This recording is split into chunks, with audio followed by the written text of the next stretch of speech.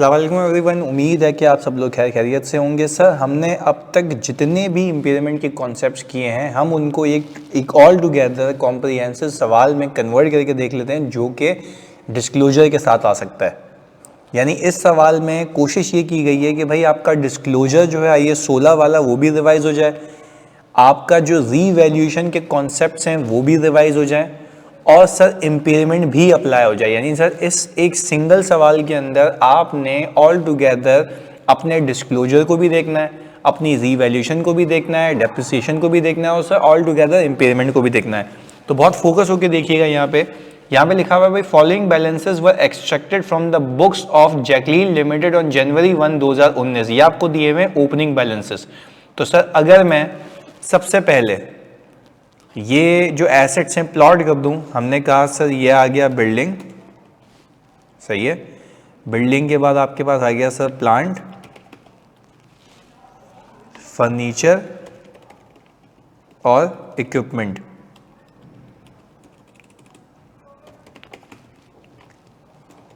ये आ गया आपके पास और सर ये आ गया आपके पास टोटल।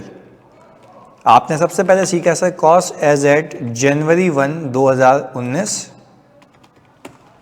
और अक्यूमुलेटेड डेप्रिसिएशन एज एट जनवरी 1, 2019। अब सर मैं सवाल में देखूं तो मेरे पास यहाँ पर जो फेयर वैल्यू आ रही है, अच्छा कॉस्ट स्लैश फेयर वैल्यू दोनों कर लेते हैं क्योंकि कुछ एसेट्स रीवैल्यूएशन मॉडल के ऊपर हैं।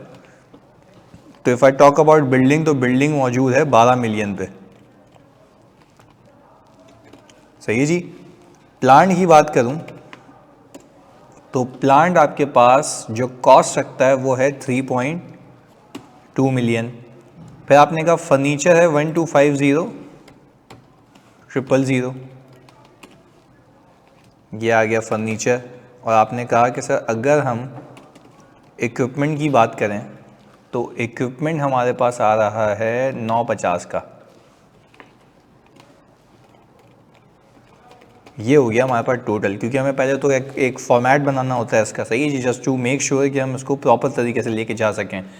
और सर हमारे पास इसके बाद आ गया एक्यूमुलेटेड डेप्रिसिएशन 1.5 मिलियन का, सही है, 3,20,000 का और 262,500 का और ये आ गया 627,000। अगेन देख लेते हैं 1.5, 320, 262,500 और 627,000 का। हमने कहा ये इसका सम आ गया, इस पे माइनस लगा देते हैं सर, इस पे माइनस लगा देते हैं, इस पे माइनस और इस पे माइनस। हमने कहा सर ये आ गई बुक वैल्यूज़ और टोटल आ गया। चलें जी, अब हमने कहा सर हम दो अकाउंट बनाते हैं। एक अकाउंट बन गया कॉस्ट या फेयर वैल्यू का और एक आपका बन गया अक्यूमुलेटेड डेप्रिसिएशन स्लैश इम्पेयरमेंट का। अच्छा, फिर आपने लिख दिया सर वही रिप्रोडक्शन बैलेंसेस की, बैलेंस एज एट जनवरी 1, 2019 और यहाँ पे आपने बैलेंस लिख दिया बैलेंस एज एट जनवरी 1, 2019। ये सीधे ऊपर से पॉपुलेट होके आ जाएंगे, ये थे सारे बैलेंस। मैंने कहा ये आ गए। अच्छा, और ये आपके पास सीधे ऊपर से पॉपुलेट होके आ जाएंगे। मैंने आपको जब भी पीपी का कोई भी कॉम्प्रिहेंसिव सवाल करवाया बच्चों, उसमें मैंने आपको ये बताया है कि आपने सीक्वेंस को फॉलो करना है। यानी पहले आपने ये स्ट्रक्चर बना दिया ओपनिंग का, सबसे पहले आप एडिशंस के पीछे भागेंगे, बाकी सारी चीज़ें भूल जाएं, सबसे पहले एडिशन के पीछे भागेंगे। तो मैंने कहा जेल की पॉलिसी है कि वो कैरी करता है पीपी को कॉस्ट पे एक्सेप्ट बिल्डिंग। जेल की पॉलिसी है कि वो बिल्डिंग को रीवैल्यू करता है एवरी आफ्टर 2 ईयर्स और लास्ट रिवैल्यूएशन जो की गई थी वो 31 दिसंबर 2017 को की गई थी।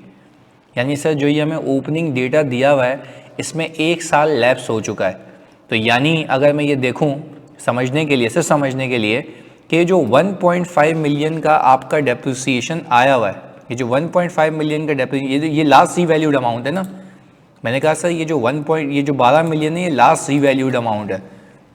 तो सर अगर मैं इसको 12 से डिवाइड करूं तो ये देखें ये कितना आता है 1 मिलियन। यानी सर देखें यहाँ पे शेड अगर मैं बात करूं वो कह रहा है last revaluation was done at 31 December 2017, सही जी। At that date rupees 1.5 million surplus arose. At that date remaining useful life was assessed to be 8 years. यानी सर देखें ये जो लाइफ दी हुई है टोटल लाइफ दी हुई है, पर जब भी हम एसेट को रीवैल्यू करते हैं what we need to consider remaining useful life.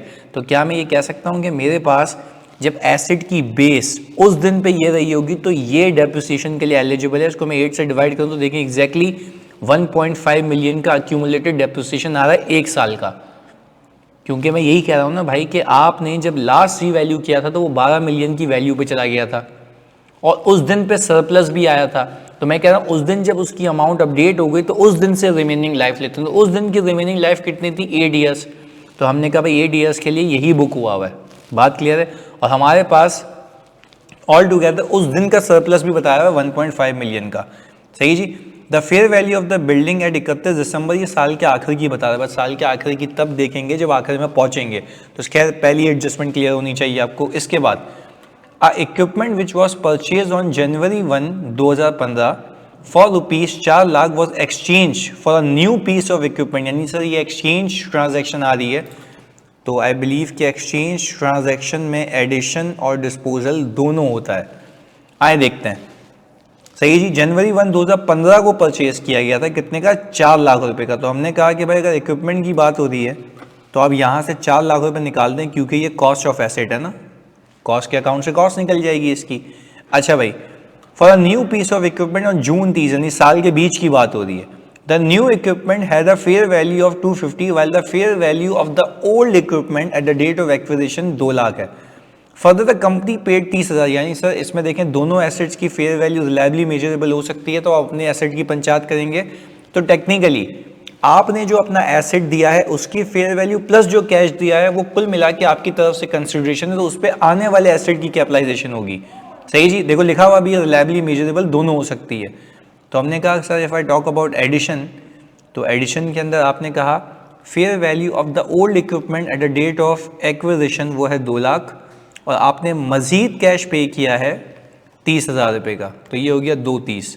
तो सर ये 4 लाख रुपए की मालियत का कॉस्ट का एसेट चला गया और नया एसेट आ गया आपके पास, जो कि कुल मिला के आपकी जेब से जितने लगे, यानी पुराने एसेट की फेयर वैल्यू प्लस कैश, जो कि हमने अलग से भी सीखा हुआ है एक्सचेंज ट्रांजैक्शंस के अंदर। तो हमने कहा कि सर ये तो ये वाली एडजस्टमेंट हो गई। आगे, a new furniture was acquired on 30 June 2019 at a cost of rupees 2 lakh. तो सर ये आपने यहाँ डाल दिया 2 लाख रुपए। अच्छा जी, a plant is used to manufacture the company's best selling product range. Okay, but the entry of a new competitor to the market has severely affected the sales on 31 December 2019। The impairment test carry, यानी साल के आखिर में। पर sir again if I want to test impairment तो मुझे पहले साल के आखिर तक कैरिंग अमाउंट निकालनी है ना। तो सर रीवैल्यूएशन और इम्पेयरमेंट टेस्टिंग साल के आखिर में, तो सबसे पहले अपने सारे एसेट्स को घसीट के साल के आखिर पे लेके जाओ, सही जी। और बोल रहा है कि भाई जब हमने इम्पेयरमेंट टेस्ट किया तो उससे यही इन्फॉर्मेशन आई है, और सर फिर इसमें वही fair value less cost to sell वाला डेटा दिया हुआ। तो सर अगेन अब यहाँ पे ये सारी चीज़ें करने के बाद, क्योंकि इसमें बकाया एडिशन डिस्पोजल नहीं है, आप अपने पहले नॉर्मल प्रोसीजर्स को फॉलो करें, सही जी। वैसे मैं यहाँ पे क्लोज कर देता हूँ, पर क्योंकि यहाँ पे सर आपको पता है रीवैल्यूएशन है, तो मैं भी इसको यहाँ पे क्लोज नहीं कर सकता। मैं आ गया यहाँ पे डेप्रिसिएशन फॉर द ईयर 2019 पे, और मैंने कहा कि सर यहाँ पे आप वर्किंग 1 दिखा दें, कि किसी को देखना हो कि भाई डेप्रिसिएशन कैसे निकला, तो वो कहाँ जाके देख लेगा? वर्किंग 1 में। मैंने कहा सर वर्किंग 1 जो डेप्रिसिएशन एक्सपेंस की है वो कुछ इस तरीके से कर लेते हैं। आपने कहा सबसे पहला एसेट जो आपको दिख रहा है वो है बिल्डिंग। बिल्डिंग की लास्ट रीवैल्यूड अमाउंट या फेयर वैल्यू हमें जो दी हुई है वो दी हुई है सर 12 मिलियन, सही है जी। और हमने कहा इसको हम डिवाइड कर देंगे 8 ईयर्स से, जो कि रिमेनिंग लाइफ है उस दिन की, क्योंकि अगर आप 7 ईयर्स से डिवाइड करेंगे तो फिर इसमें से ये माइनस करो रिमेनिंग कैरिंग अमाउंट निकाल के, तो वो रिमेनिंग को रिप्रेजेंट कर रहा होगा। पर ये 12 मिलियन पूरे 8 साल को रिप्रेजेंट कर रहा है। तो हमने कहा ये आ गया depreciation for the year 1.5 million. तो मैंने कहा सर मैं सिंपल यहाँ पे 1.5 मिलियन ऐड कर दिया। अच्छा भाई, बिल्डिंग के अलावा आपके पास एक एसेट मौजूद है जिसका नाम है प्लांट। अब ज़रा यहाँ पे मोहतात होके देखिएगा, प्लांट की वैसे टोटल लाइफ दी हुई है आपको 15 साल। कितनी दी हुई है? 15 साल। और उसके अगेंस्ट में अब तक 3,20,000 रुपये का अक्यूमुलेटेड डेप्रिसिएशन मौजूद है। अगेन रिपीट कर रहा हूँ, यहाँ देख लें 3.2 मिलियन का ये प्लांट है, 3,20,000 रुपये का इसके अगेंस्ट में अक्यूमुलेटेड डेप्रिसिएशन मौजूद है। आप कह रहे हैं सर अगर ये स्ट्रेट लाइन के ऊपर है, कॉस्ट मॉडल है और स्ट्रेट लाइन के ऊपर है, तो मुझे आप एक बात बताएं, स्ट्रेट लाइन पे होने के नाते मुझे तो सिर्फ 3.2 मिलियन को 15 से डिवाइड करके डेप्रिसिएशन निकाल लेना चाहिए, ऐसे जैसे मैं निकाल रहा हूँ ये 15 से। देखिए ना 3.2 मिलियन को 15 लाइफ है ना इसकी, तो मैंने कहा ये निकाल लेना चाहिए मुझे, ऐसा ही है। ये आ गया 213,333, पर सर मैं ऐसा नहीं करूँगा, 15 से इसलिए नहीं करूँगा 3.2 मिलियन को। रीज़न है इसके पीछे। रीज़न क्या है, ज़रा उसको बात को समझ लेते हैं। रीज़न ये है कि भाई अगर मैं इसको 15 से डिवाइड कर रहा हूँ तो मैं कह रहा हूँ कि ये अगले 15 साल चलेगा, उसमें से 1 साल इतना चल चुका है।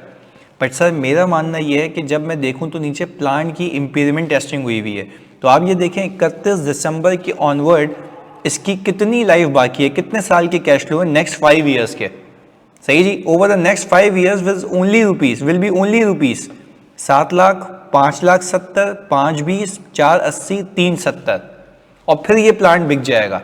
तो सर समझने की बात यह है, प्लीज़ बहुत फोकस होकर सुनिएगा, समझने की बात यह है कि अभी मैं एज ऑफ नाउ जो डेप्रिसिएशन की कैलकुलेशन करूंगा वो कितनी लाइफ पे करूं। सवाल तो ये है मैं कितनी लाइफ पे करूं। सर आप कहेंगे 6 सालों पे। सर 6 सालों पे कैसे? भाई 6 सालों पे ऐसे क्योंकि आप जब 2019 के आगे देख रहे हैं तो 5 साल हैं, 2019 के आगे देख रहे हो तो कितने साल है बच्चों? 5 साल है, ऐसा ही है। और अभी मैं यहाँ पे ऊपर देख रहा हूँ तो पूरे 15 साल दिखाए हुए हैं, तो भाई आपकी रिमेनिंग यूजफुल लाइफ 6 साल है, आपको साल के आखिर में पता है। तो इसी साल में उस एस्टिमेट को इनकॉर्पोरेट करो और प्लांट के लिए जो कॉस्ट ऑफ प्लांट है वो रखो। कॉस्ट ऑफ प्लांट कितनी है भाई? कॉस्ट ऑफ प्लांट आपके पास मौजूद है ये, और इसको भी हम ज़रा कॉमास लगा दें। और आपने कहा इसका अक्यूमुलेटेड डेप्रिसिएशन ओपनिंग कितना है भाई? अक्यूमुलेटेड डेप्रिसिएशन जो ओपनिंग दिया हुआ है तुम्हें ये दिया हुआ है, सही है। जब आपने इसमें इसको सो नेट किया तो आपके पास ये कैरिंग अमाउंट आ गई, ओपनिंग कैरिंग अमाउंट। सर आप तो ये रिड्यूसिंग बैलेंस तो है नहीं, तो फिर कैरिंग अमाउंट को क्यों डेप्रिशिएट कर? नहीं भाई कैरिंग अमाउंट को डेप्रिशिएट नहीं कर रहा, मैं ये कह रहा हूँ कि अगर मैं 3.2 मिलियन को 6 से डिवाइड कर दूंगा डायरेक्टली तो वो 320 जो डेप्रिशिएट हुआ है वापस से हो जाएगा। तो मैंने कहा ओपनिंग कैरिंग अमाउंट निकाल ली, सही है जी। अब मैंने इसको डिवाइड कर दिया 6 ईयर्स से, सही है जी। मैंने कहा कि भाई इसको डिवाइड किया 6 से तो 4,80,000 रुपये का डेप्रिसिएशन एक्सपेंस पूरे साल का आ गया। तो मैंने कहा कि सर मैं यहाँ पे 4,80,000 रुपये रख दूंगा, क्योंकि you need to be very careful while you are calculating depreciation. शेड पता था मुझे तो इसमें चेंज इन एस्टिमेट का भी इनकॉर्पोरेशन है। खैर अब मैं आ गया फर्नीचर के ऊपर। सर फर्नीचर के ऊपर अगर हम बात करें तो सर फर्नीचर के ऊपर ऑल टुगेदर एडिशन भी है। तो ओपनिंग कॉस्ट ऑफ फर्नीचर कितनी है भाई? आपने कहा ओपनिंग कॉस्ट ऑफ फर्नीचर ये है, सही है जी। तो पहले तो आप ओपनिंग कॉस्ट ऑफ फर्नीचर पे एक डेप्रिसिएशन निकाल लें। इसकी लाइफ कितनी दी हुई है? सर फर्नीचर की 9 साल। तो कॉस्ट मॉडल पे है तो 9 साल मैंने सिंपल रख दिया, ऐसा ही है। तो मैंने कहा कि सर इसको मैंने डिवाइड कर दिया 9 से, ये आ गया एक अमाउंट, सही है जी। इसके अंदर मैं ऐड कर दूं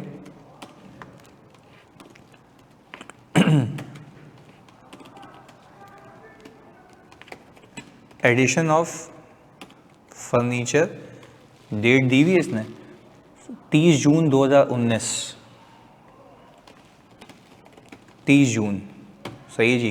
कितना आ रहा है भाई, 2 लाख रुपए। हमने कहा सर इसको भी 9 से डिवाइड करें और इंटू 6/12, ये आ गया। तो सर ये आ गया total depreciation expense for the year furniture का, ये रहा जी 136,111। अगेन देख लेते, फर्नीचर एक्वायर्ड ऑन 30 जून 2019, तो बिल्कुल सर यही आ रहा है 2 लाख रुपए पे। अच्छा भाई, इसके बाद हमने कहा सर अब हम बात कर लेते हैं इक्विपमेंट की, सही है, इक्विपमेंट की। अच्छा, अगर मैं इक्विपमेंट की बात करूं तो देखो पहले उसने लिख के दिया हुआ है कि हमारे पास यहाँ पे इक्विपमेंट जो हमने एक परचेज किया था 2015 में, अब वो बेचा, पर इसका देखो ये जो रेट दिया हुआ है तो हम कह रहे हैं ये रिड्यूसिंग बैलेंस मेथड के ऊपर है, ऐसा ही है। तो जब ये रिड्यूसिंग बैलेंस मेथड के ऊपर है तो हम ऑल टुगेदर यहाँ पे ओपनिंग WDV ऑफ इक्विपमेंट निकाल लेते हैं। तो ओपनिंग बुक वैल्यू सर ये दी हुई इक्विपमेंट की 2,323,000 और ये 950 और 627,000 का नेट है। ओके, इसमें से लेस कर दें WDV of equipment dispose, opening WDV, सही है जी। तो अब ज़रा हम देखें, शॉर्टकट लग सकता है सर, बिल्कुल लग सकता है, क्योंकि वो जनवरी में ही खरीदा गया था 15 में, तो मुझे ओपनिंग WDV निकाली नहीं 18 था, यानी 15, 16, 17, 18, कितने साल हो गए, 4 साल। तो मैंने कहा कि भाई जो एसेट मैंने बेचा है, सही जी, वो था 400,000 का, सही है जी। इस पे रेट आपके पास गिवन है 15%, तो आप कहते हैं भाई मुझे 85% की वैल्यू चाहिए आफ्टर 4 ईयर्स। तो मैंने कहा कि सर अगर मैं 4 लाख रुपए को मल्टीप्लाई करूं 85% की पावर 4 से, तो I will get this answer. हमने कहा भाई ये ओपनिंग WDV है जो कि इसमें नहीं होनी चाहिए डेप्रिसिएशन के लायक, बात क्लियर है। तो भाई हमने ये WDV हटा दी यहाँ से। फिर आपने कहा कि सर इसके ऊपर आप 15% बुक करें 12/12 के हिसाब से, तो आपको डेप्रिसिएशन एक्सपेंस मिल गया 15% का इंटू 12/12, ये आ गया, सही है। डेप्रिसिएशन ऑन ओपनिंग जो फुल ईयर रहा। फिर हमने कहा add depreciation on dispose asset, तो ये रहा। हमने कहा सर ये कब तक चला है, आपने कहा कि भाई इसी के ऊपर 15% लगेगा। नया लेके कब आया हूँ मैं सर, ये नया आया है 30 जून, ये भी 6 महीने का गेम है, तो 6 महीने ये चला, 6 महीने नया वाला चलेगा। तो हमने कहा कि सर जब हमने ये हरकत की तो ये आ गया। फिर हमने कहा add depreciation on acquired asset, तो नए वाली की कॉस्ट आपने डिटरमाइन की थी ना, ये रही, ये आ गई। तो आपने कहा कि सर ये भी हो गया 6/12, तो यह आ गया डेप्रिसिएशन ऑन डिस्पोजल और डेप्रिसिएशन ऑन एडिशन। तो आपने कहा सर ये सब करने के बाद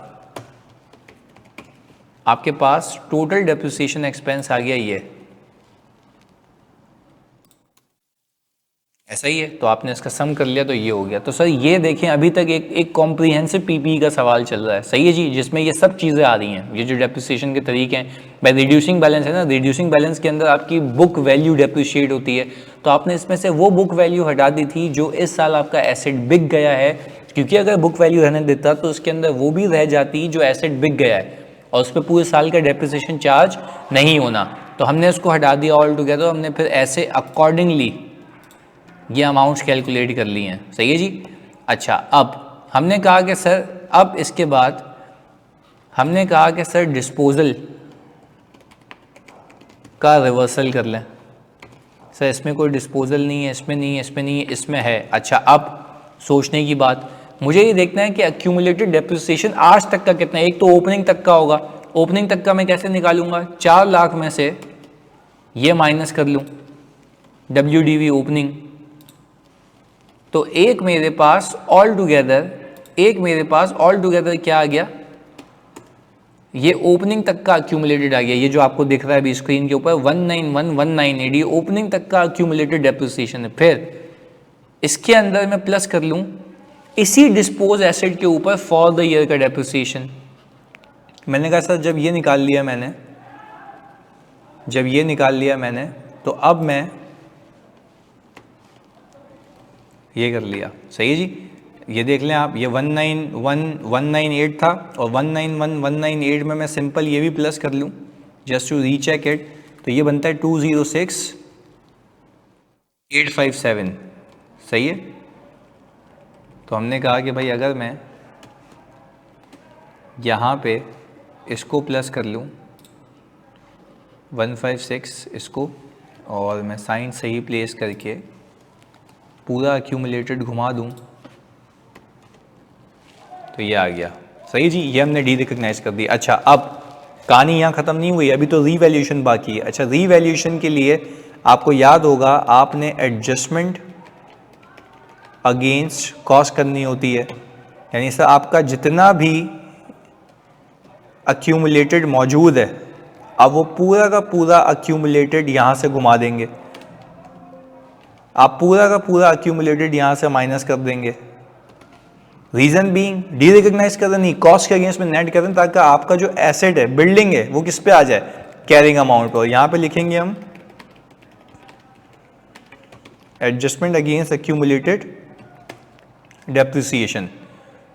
तो हमने कहा कि सर ये कहानियाँ तो यहाँ तक हो गई। अच्छा, अब आपके पास क्योंकि आपने रीवैल्यूएशन करनी है, तो सर रीवैल्यूएशन के लिए what you need is carrying amount. तो कैरिंग अमाउंट कितनी है भाई, आपने कहा कि सर कैरिंग अमाउंट आ रही है इसमें से ये नेट करके, क्योंकि 2 सालों का डेप्रिसिएशन बुक करने के बाद, क्योंकि हर 2 साल में हो रही है। अच्छा, आपने कहा अब व्हाट यू नीड सरप्लस का बैलेंस। अच्छा, सरप्लस का बैलेंस निकालने के लिए आपको याद होगा कि 1.5 मिलियन का सरप्लस आया था जब आपने लास्ट रीवैल्यू किया था 31 दिसंबर 2017 को, तो उस साल लाइफ कितनी थी, 8 ईयर्स। अब मुझे चाहिए 2 साल बाद, जो 6 चाहिए मुझे, तो मैंने कहा 1.5 मिलियन डिवाइडेड बाय 8 इंटू 6, तो ये आ गया सरप्लस का बैलेंस। अच्छा, क्या हम ये कह सकते हैं कि सर अगर आपके पास सरप्लस का बैलेंस ये है 2 सालों के बाद, क्योंकि देख लो खुद 1.5 मिलियन को अगर मैं 8 से डिवाइड करूं और मल्टीप्लाई बाय 2 करूं तो इतना ट्रांसफ़र होके इतना बच जाना चाहिए, तो ये बचा हुआ है। अच्छा, अब मैं गया सवाल में और मैंने देखा क्या मेरे पास फेयर वैल्यू कितनी आ रही है। मैं सवाल में गया तो सवाल में उसने लिख के दिया हुआ है कि आपकी जो फेयर वैल्यू आ रही है, सही है जी, fair value of the building 8 million. तो मैंने कहा सर अगर 8 मिलियन की फेयर वैल्यू आ रही है मेरे पास, तो मेरे पास लॉस आ रहा है कितने का भाई, 1 मिलियन का। पर मेरा सवाल आपसे ये है कि क्या ये जो लॉस है, क्या ये सरप्लस में मौजूद है, सरप्लस इतना है मेरे पास, डेफिनेटली यस। तो हमने कहा रीवैल्यूएशन लॉस थ्रू सरप्लस, ये रीवैल्यूएशन लॉस थ्रू सरप्लस, या सरप्लस रिवर्स होगा, पीएनएल में नहीं जाएगा। तो हमने कहा यहाँ पे रीवैल्यूएशन की हेडिंग डाल दी और हमने कहा सर सरप्लस ओसीआई से इतना रूट होगा, पीएनएल का कोई इम्पैक्ट नहीं है, तो कितना कम करूं सर, 1 मिलियन। तो हमने कहा क्योंकि बाकी जगहों पे ऐसा कुछ है नहीं। अच्छा, ये यहाँ कर रहा हूँ मैं जबकि मुझे यहाँ करना चाहिए, सही है, यहाँ आ गया ये। अच्छा, अब अगर मैं सर ये कहूँ कि देखें रीवैल्यूएशन की एडजस्टमेंट तो हो गई, वो ये हो गई, अब मेरा एसेट ये आ गया उस पर। अब सर मैं इसको क्लोज कर सकता हूँ। आप ये देखें, ये मेरा एसेट किस पे आ गया, 8 मिलियन पे, ये मेरी कॉस्ट अपडेट हो गई सबकी, सही है। अब बात है प्लांट की, प्लांट हो चुका है इम्पेयर। अब सबसे पहले इम्पेयरमेंट के लिए आपको क्या चाहिए, बहुत सुकून से समझना, देखो तुम लोगों के लिए कॉम्प्रिहेंसिव सवाल है। अब हम बात करेंगे इम्पेयरमेंट टेस्टिंग की ऑफ प्लांट। तभी देखो मैंने यहाँ पे ये क्लोज नहीं किया ना, ऊपर कॉस्ट अकाउंट तो क्लोज कर दिया है पर ये क्लोज नहीं किया मैंने। अच्छा, मैंने कहा इम्पेयरमेंट टेस्टिंग ऑफ प्लांट के लिए आप ये देखें carrying amount of plant before impairment testing कितनी है। आपने कहा sir carrying amount of plant before impairment testing जो आ रही है वो ये है, इसमें से ये माइनस कर दो, इसमें से ये माइनस कर दो। सही जी, यहाँ पे लिख भी देता हूँ आप लोगों के लिए कि आपने 3.2 मिलियन में से माइनस कर दिया ओपनिंग अक्यूमुलेटेड और 4,80,000 फॉर द ईयर। तो ये माइनस होकर आपकी कैरिंग अमाउंट होगा। याद रखिएगा डेप्रिसिएशन भी अपडेटेड एस्टीमेट पे बुक हुआ हुआ है, ये बात याद रखिएगा। खैर, अब आपने कहा कि भाई ये 2.4 मिलियन की अमाउंट आ चुकी है, वो ये रही 2.4 मिलियन। सही है। अब आपने कहा कि sir what we need is the recoverable amount, what we need is the recoverable amount. मैं आ गया, मैंने कहा भाई रिकवरेबल अमाउंट के लिए आपको कैश फ्लोज बताएं इसने, आए देखते हैं। सवाल के अंदर वो कह रहा है कि भाई अब अगले 5 सालों के लिए जो सूरत हाल है वो ये है, 7 लाख, 570, 520, 480, 370। सही जी, हमने कहा 7 लाख 570, हमने कहा सर यहाँ पे लिख लेते हैं।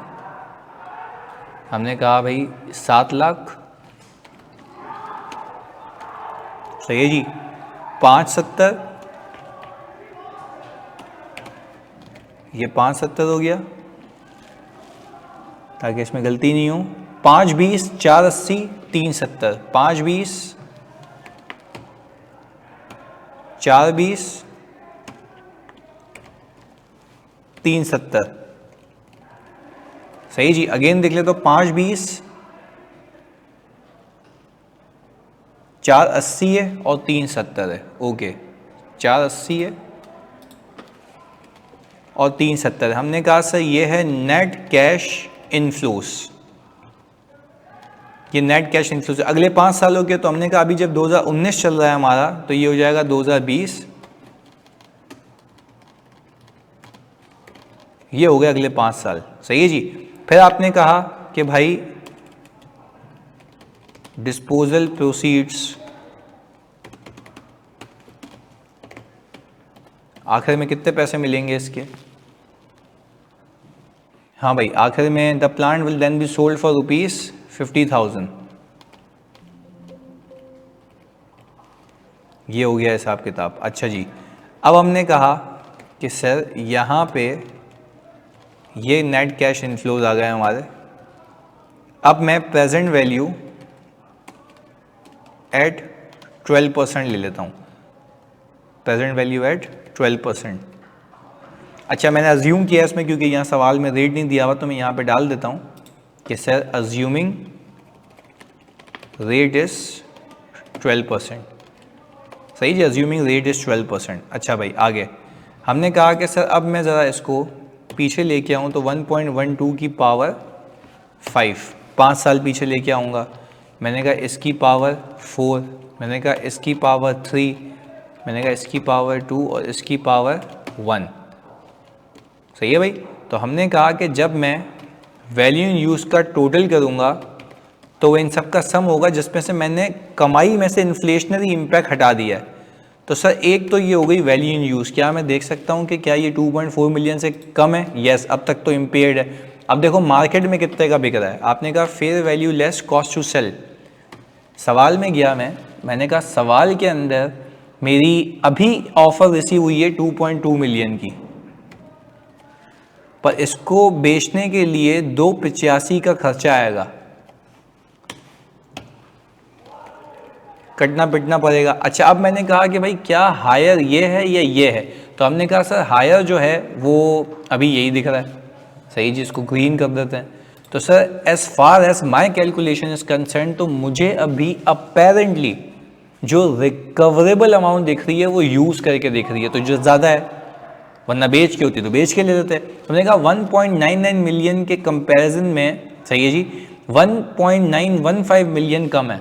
तो हमने कहा कि सर अगर हम देखें तो इतने का इसमें डिफरेंस है। सही है जी, खैर मेरे लिए ये रेलेवेंट है तो मैं ये पिक करूँगा। तो मैंने कहा सर रिकवरेबल अमाउंट मेरे पास ये आ रही है, ये रही।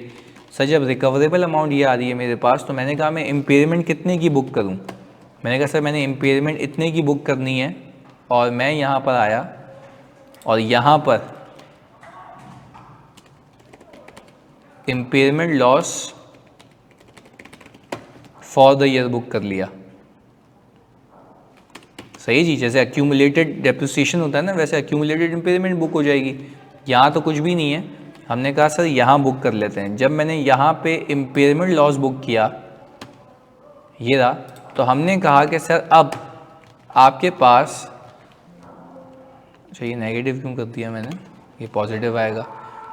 अच्छा अब आप देखिए आपके पास ये टोटल आ गया, पर अब आप अगर यहाँ पे closing net book value as at 31 दिसंबर 2019 देखेंगे तो आप कहेंगे इसमें से ये माइनस कर दो, तो देखो ये वही अपनी फेयर वैल्यू पे, ये देखो ये अपनी रिकवरेबल अमाउंट पे ये रही 192,894, ऐसा ही है, ये अपनी बुक वैल्यू पे, ये अपनी बुक वैल्यू पे, ये टोटल नेट बुक वैल्यू आ गई। सही है जी, तो ये रहा। और ये जो 229,101 की अमाउंट है ये बैलेंस शीट में चली जाएगी।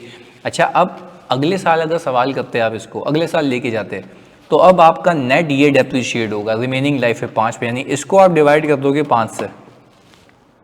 सर अगर मैं कॉस्ट को करूँगा वही बात है, फिर जो ऑलरेडी लॉस बुक हो चुका है आप उस पर वापस से डेप्रिसिएशन चार्ज कर रहे होगे, जो कि सही नहीं है। तो आई होप आपको ये बात समझ आई होगी। इसको अच्छे से आप लोग करें पहले खुद से, फिर ये देखें, फिर समझें। कोई सवाल होता है तो पूछें। जज़ाकल्लाह।